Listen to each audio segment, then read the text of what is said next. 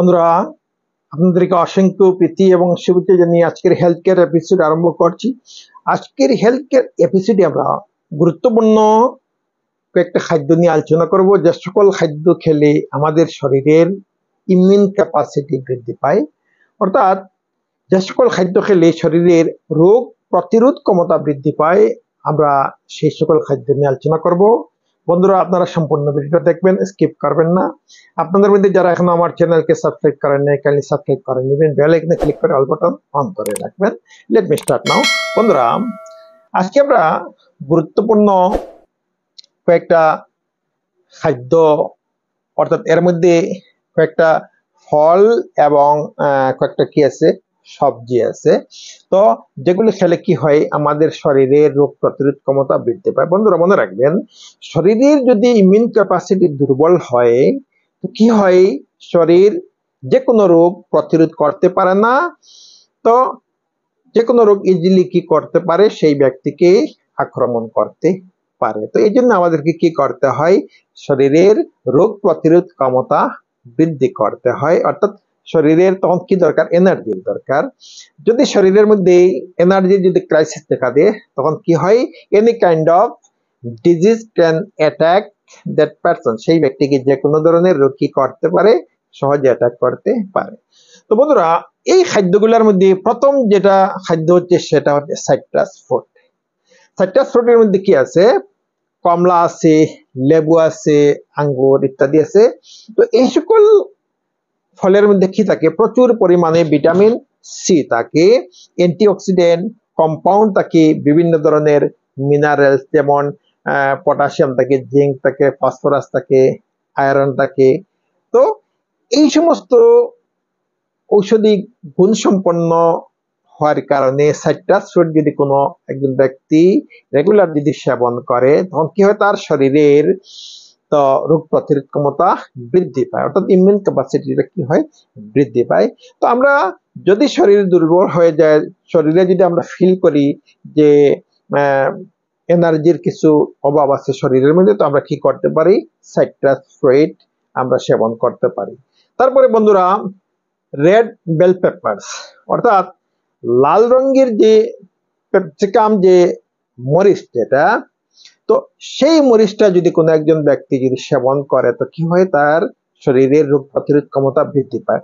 অর্থাৎ এই যে মরিচ যেটা, সেটার সবুজ রঙেরও হয়, লাল রঙেরও হয়। যখন সবুজ রঙের হয়, তার চেয়ে বেশি ঔষধি গুণ সম্পন্ন হয়ে যায় যখন সেই মরিচটার কালার লাল হয়, অর্থাৎ পেকে যায়। তো এর মধ্যে ভিটামিন সি আছে, অ্যান্টিঅক্সিডেন্ট কম্পাউন্ড আছে, বিভিন্ন ধরনের মিনারেলস আছে। এই রেড বেল পেপারস যদি কোনো ব্যক্তি রেগুলার সেবন করে থাকে, তো তার শরীরের মধ্যে যথেষ্ট এনার্জি থাকে, তো তার শরীরের রোগ প্রতিরোধ ক্ষমতা বেশি থাকে, যে কোনো রোগ সেই ব্যক্তিকে কি করতে পারে না, আক্রমণ করতে পারে না। তারপরে হচ্ছে ব্রকলি। বন্ধুরা, ব্রকলি এমন ধরনের সবজি যার মধ্যে প্রচুর পরিমাণে ভিটামিন সি আছে, অ্যান্টিঅক্সিডেন্ট কম্পাউন্ড আছে, মিনারেলস আছে। তো যদি কোনো ব্যক্তি ব্রকলি রেগুলার যদি খেয়ে থাকে, তো কি হয়, তার শরীরের মধ্যে দম এনার্জি সঞ্চারিত হয়, তার রোগ প্রতিরোধ ক্ষমতা কি থাকে, শরীরের মধ্যে বেশি থাকে। তো ব্রকলি আমরা যদি সেবন করে থাকি, তো আমাদের কি হবে, ইমিউন ক্যাপাসিটিটা বৃদ্ধি পেতে থাকবে। তারপরে বন্ধুরা, গার্লিক। তো গার্লিক, রসুন অত্যন্ত ঔষধি গুণ সম্পন্ন একটা মশলা জাতীয় খাদ্য। এই গার্লিক যদি কোনো একজন ব্যক্তি রেগুলার যদি সেবন করে থাকে, তো গার্লিক, এখানে যে গার্লিক সেবন করার কথা বলা হচ্ছে, তো আমরা তরকারির সঙ্গে খেতে পারি, কিন্তু আমাদেরকে বেশি উপকারী কাজ করবে যদি আমরা কাঁচা, যদি আমরা গার্লিক রসুন যদি আমরা খেতে পারি। যেমন সকালে যদি আমরা 2-3টা রসুনের কোয়া যদি আমরা খেয়ে থাকি, বা দিনের যে কোনো সময় যদি আমরা খেয়ে থাকি, তো কি থাকবে, আমাদের শরীরের মধ্যে এনার্জি বুস্ট করবে, আমাদের ইমিউন ক্যাপাসিটিটা বৃদ্ধি হতে থাকবে।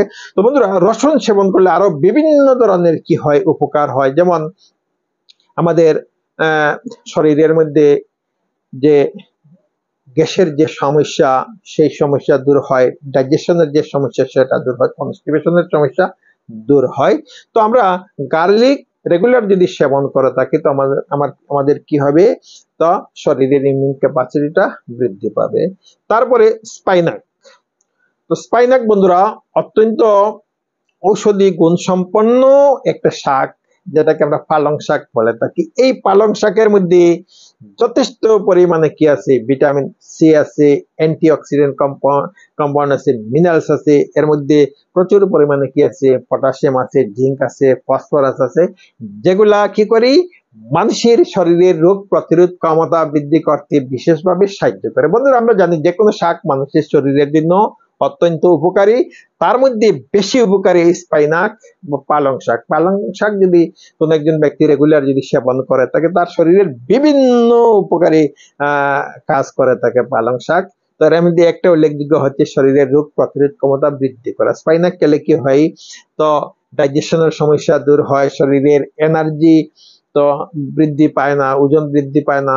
তারপরে আর ব্লাড কি হয়, ব্লাড পিওর হয়। তো স্পাইনাকের যথেষ্ট গুণ আছে পালং শাকের। তো আমরা পালং শাক যদি খেয়ে থাকি তো আমাদের কি হবে, শরীরের রোগ প্রতিরোধ ক্ষমতা বৃদ্ধি পাবে। তারপরে বন্ধুরা আলমন্ডস, বাদাম, বিশেষ করে কাঠবাদাম যদি কোনো ব্যক্তি সেবন করে থাকি তো তার কি হবে, শরীরের ইমিউন ক্যাপাসিটি বৃদ্ধি হতে থাকে।